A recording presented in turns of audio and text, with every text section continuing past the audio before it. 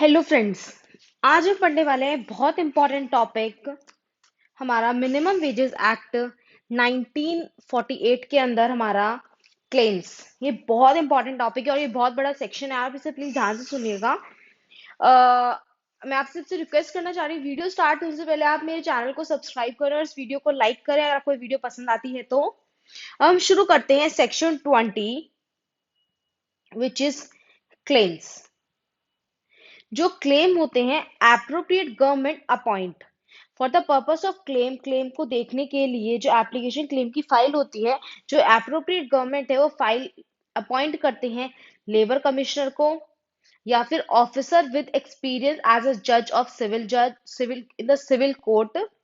और stipendiary magistrate हमारे India में नहीं होता but very common in UK. Stipendiary magistrate basically magistrate वो होता है हु आर द जूनियर जजेस। जो जूनियर जज होते हैं बेसिकली उससे स्टाइपेंडरी मैजिस्ट्रेट कहा जाता है। The claim to hear regarding minimum wages और ओवर टाइम रेट। और ये जो क्लेम्स होते हैं रिगार्डिंग जो फाइल होती है एप्लीकेशन, ये होती है क्लेम्स मिनिमम वेजेस के under. The application can be made by employee, his lawyer, official of a registered trade union, or any other person authorized for the application of claim. जो application होती है वो file करी जाती है employ के द्वारा या उसके लॉयर के द्वारा या official is of a registered trade union या फिर any other person who is authorized, and the application has to be made within 6 months from the date when wages become payable. जो एप्लीकेशन होती है वो 6 months के under file होती है। 6 months के बाद एप्लीकेशन फाइल नहीं होती। Employees to get the claim can file an application to the labor commission appointed by appropriate government.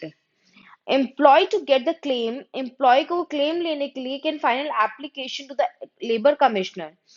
Employ है वो एप्लीकेशन फाइल कर सकता है अंडर द लेबर कमिश्नर जो अपॉइंट होते हैं अप्रोप्रिएट गवर्नमेंट के द्वारा। द लेबर कमिश्नर जजेस कैन एक्सपीरियंस द जज एक्सपीरियंस सिविल जज। वो क्या वर्क करते हैं बेसिकली, वो हियर करते हैं एप्लीकेंट को, इंक्वायरी द पार्टीज और दैट गिव डायरेक्शन। ये तीन मेन रोल होते हैं जो लेबर कमिश्नर हो या फिर ऑफिसर हो या स्टाइपेंडरी मजिस्ट्रेट, इनके क्या वर्क करते हैं बेसिकली। ये पार्टी हियर करते हैं एप्लीकेंट को, इंक्वायरी द पार्टीज और give directions.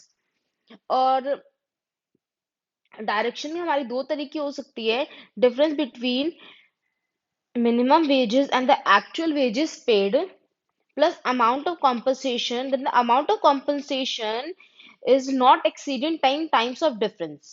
And the second one is payment due to the employee plus compensation, the compensation not more than 10 rupees। जो compensation होता है वो 10 rupees से ज्यादा नहीं होता।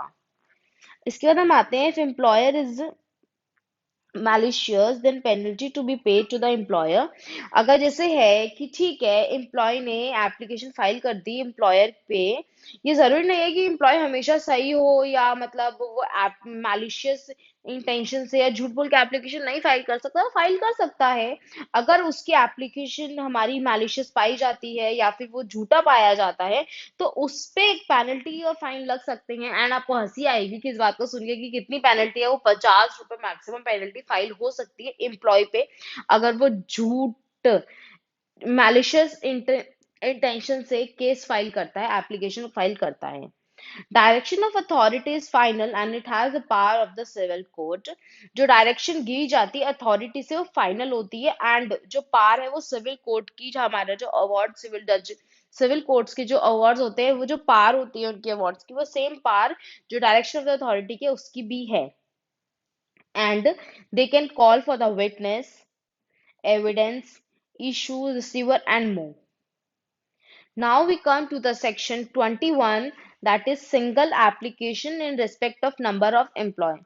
If number of employees की same issue है, same claim है regarding the minimum wages और overtime rate, तो ये अगर हर एक एम्प्लॉय इंडिविजुअल अपना केस फाइल के एप्लीकेशन फाइल करेगा तो हमारा कोर्ट का बहुत टाइम वेस्ट हो जाएगा।